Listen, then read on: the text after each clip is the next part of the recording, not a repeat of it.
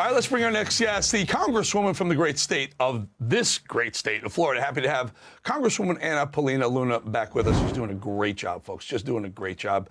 APL, if you don't mind, I call you that. We've been friends a very, very long time. In the wake of that, the horrific Washington, D.C. shooting last Wednesday, 2 National Guards people shot. Democrats are saying that President Trump shouldn't have had them in D.C. at the time, shouldn't have been there at all, essentially blaming Trump for the death of Sarah Beckstrom and the critical condition of Andrew Wolf. How do you respond to the Democrats always blaming Trump for everything, even when, and we'll get to what type of person this was that was the shooter, even when it looks like it appears to be one of them from their side? Obviously, it's important that they're saying that. And I've called this out publicly because we know that even just 2 days prior, there was a Democrat senator that was talking about how, military members need to resist and obviously, painting Trump as a fascist. And then also remember the seditious six that are out there. All I can say is that, these people tend to, instead of reflecting and seeing how they can better help the American people, they tend to draw attention away from their own faults. And the fact is that the shooter was indeed allowed into this country and through a forced vetting process under the Biden administration. And frankly, I think that President Trump is correct in pausing all of these visas currently for people coming from similar areas. Right now, when you have a military age male that's seeking to access the United States, obviously not staying in his own country. And then obviously it was interesting to hear Kristi Noem specifically state that he was radicalized when here. So I'm interested to see what the report and the final discovery on this investigation can yield.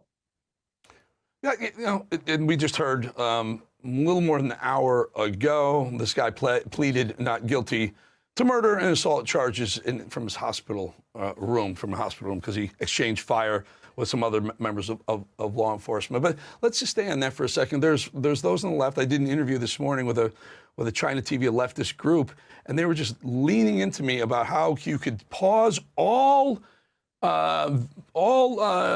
these different types of people that want to come in right now. I said, because Biden let in tens of thousands just from Afghanistan alone. APL, I'm calling this the 14th death from the horrific Afghan pullout that Biden screwed up, where 13 service members died there. I would call this the 14th. And let's not forget that when the dignified transfer, when those 13 corpses in the caskets were draped in the flag, were coming off airplanes at Joint Base Andrews, Biden looked at his watch because he couldn't be bothered with much more of this. So let's talk a little bit to them, directly to them. What's your message to Democrats blaming Trump for this stuff? It's important and, reflect internally. What's sad is that, though, I don't think that a majority of Democrats, normal Democrats not in Washington, believe this. I think that a lot of people, if you look at why President Trump was largely able to win his reelection, it was because of the fact that he promised to secure the borders. And even some of these, lower income, tending to lean left or lean Democrat communities did not want that impacting their communities. And the fact is that it wasn't just these people that Biden let in. Biden let in millions of illegals. Not to mention, there's been multiple cases of known people on the terrorist watch list that his Department of Homeland Security let in and released into our territories here in the United States. And so obviously it's concerning. But yes, I do believe that the vetting process was rushed and not done correctly. We also know that this individual had worked with the CIA, but the CIA, again, has a different vetting process. And then the fact that DHS Secretary Kristi Noem said that he was radicalized obviously shows that there may have been connections with groups here in the United States that sought to sow discord and instability from within. So it'll be interesting to see what happens. But again, for people to say that, Trump shouldn't have the National Guard in Washington, D.C., well, isn't it interesting? These are the same members of Congress that are rushing their own concealed carry permits. Meanwhile, they're lecturing the American people on why they should not own firearms and how firearms are, the #1 cause of death in the United States. And it's just completely hypocritical. And so they're the first ones to ask for security, for private protection from the Speaker of the House, and to use that. And yet they're sitting here saying, well, the rest of the, Washington, D.C. residents, even though it was one of the most dangerous cities in the United States, shouldn't have those same protections. And so it's simply absurd.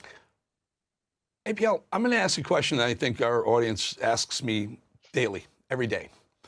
Where are the perp walks? And the reason why I'm asking this is we have yet another death, this time a service member, at the hands of someone who's likely let in without being vetted. It takes a year and a half to legally vet someone in this country, likely let in under the Biden administration, specifically Alejandro Mayorkas. Now, I know he was carrying out the Joe Biden orders, but still, when he said there's nothing wrong with our border isn't a problem, it's secure, and 3 million people came across during his term as Homeland Security Secretary, and how many people have died at the hands of those people who came across? Why aren't we holding these people accountable? Well, we should, but the fact is that the DOJ has a lack of conservative employees currently. In fact, it's been really hard for them to hire people. And remember, when you're pulling from a pool that's largely centralized and located in Washington, D.C. or the DMV area, you're pulling from a very select mindset, which is exactly why it's been so hard to charge these people in courts in D.C. because they're so skewed leftist that these people literally are letting off people based on partisan affiliation. So if they're Democrats, and then also too, they're less likely to enforce the law. So it's actually been hard to bring charges against these people. But, people, I don't want you to get blackpilled and think that Congress isn't doing our job. Obviously, we don't hold the punitive side of things, but we do have people at the DOJ that are working as hard as they can. It's just they're very much so outnumbered. And so if you are an attorney, consider applying to the DOJ. So, and again, these are our friends. These have been friends of mine for a very long time. Pam Bondi, I've been interviewing Pam for 12 years, 15 years maybe. Yeah. Kash Patel, friend. Are you confident? Because a lot of people are getting restless. MAGA is getting restless because of the lack of perp walks of some of the people who've done some of the most ridiculous things. And we can talk about, some of the people who are committing the same crimes that they brought two impeachments against Donald Trump for. Oh, yeah. Yeah. And they're getting acquitted.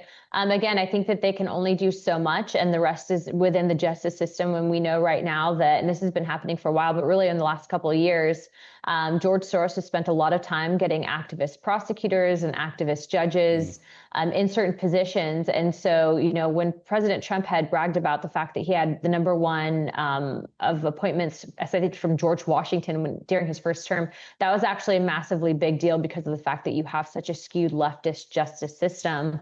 But again, I do believe that these people need to be held accountable. And so it can be frustrating, especially for us, because we make the recommendation to the Department of Justice for if people should be under investigation, but they have so much. I know that the DOJ is basically, I think, currently sitting on, from what I've heard, over 1,000 subpoenas. And so we'll see what ends up happening, but I know that they're working as hard as they can. So all I can say is that, we are fighting the good fight compared to where we were at over a year ago. We're doing a heck of a lot better. Whether or not the perp walks will happen publicly, I think is to be seen. But I do know that behind closed doors, the worst thing that it feels like for a representative or former member or whatever it is to get a subpoena from the Department of Justice. And I know that certain people like Tim Walz are getting them. Yeah. So we'll see. Yeah, well, and that's a point. Make these people's lives hell in the meantime. If you're getting subpoenaed by the DOJ, the FBI, et cetera, even if you think you're on good standing and good grounds, it still makes your life a living hell, and they deserve at least that. We want to see some perp walks, and I know Congress can lean into the cabinet, into the agencies at times, and they do listen to you. So I'm expressing this to you because I know you'll take it up the food chain, and you have. And frankly, you have. You've been one of the people who've held even our own side accountable.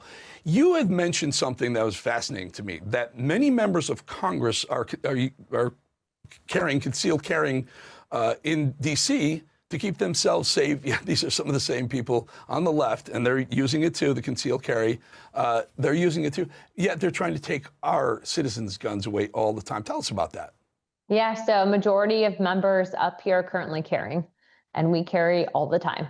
And that means Democrats too. Obviously, Washington, D.C. has some of the strictest gun laws in the country. In fact, you have to register your firearm as well. But nonetheless, we are seeing that there is an uptick in that. And then also too, because I talked to the instructor, I know, for the most part, who has what firearms, et cetera. So yeah, they're getting them and they carry them. They don't talk about it. But the fact is that they have it and that they're fast tracking their own permits. And I mean that. Meanwhile, they're literally signaling to the American people. But it does seem like because there hasn't been a crisis anytime recently, that they've tend to drop off on that issue. So I think Democrats right now are trying to focus on where to fight. And it seems like right now they're gunning for Secretary Hegseth. You just saw recently that the Washington Post got caught literally fabricating a story. And so I think that they're going to continue to kind of figure out where to direct their fire, because frankly, there's a lot that this admin is doing that's kind of keeping them on straight up defense. It feels like they're shooting at Pete Hegseth figuratively and maybe even literally because they're trying to deflect some of their own nefarious activities over the years. Now, I'm talking about Adam Schiff. Turns out Adam Schiff, one of your former colleagues, now senator, is guilty of some of the things he was trying to get Trump impeached for, and then was certainly behind all the lawfare they threw at Trump. So your thoughts on Schiff? I mean, look, I was the only member of Congress to censure him. I did successfully. The first time and go at it, I actually tried to fine him $32 million that could have been paid for by his campaign.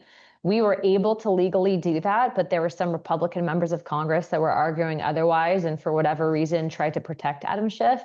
Nonetheless, the second time that I filed it, I was successful at the censure, and he's thus now a censured individual alongside people that were on the wrong side of the Civil War. And so I think that shows my opinion on Adam Schiff. But yeah, he is largely responsible for the largest weaponized lie against the American people to impacting foreign policy. He used his position to intentionally dupe the American people. He charged taxpayer dollars. He's responsible for civil rights violations, not just of President Trump, but his entire family. So yeah, if it comes to Adam Schiff, he has a lot of explaining to do, a lot of forgiveness to ask for, because boy, oh boy, I would not want to be him at St. Peter's gates. No, well, I would like to not want to be him behind some gates, some iron gates at some point. And again, that would fall on Department of Justice. Anna Paulina Luna, Congresswoman, APL, my good friend for a long time. Keep doing an amazing job that you've been doing. Thank you from the state of Florida. Thank you. Thanks, Eric.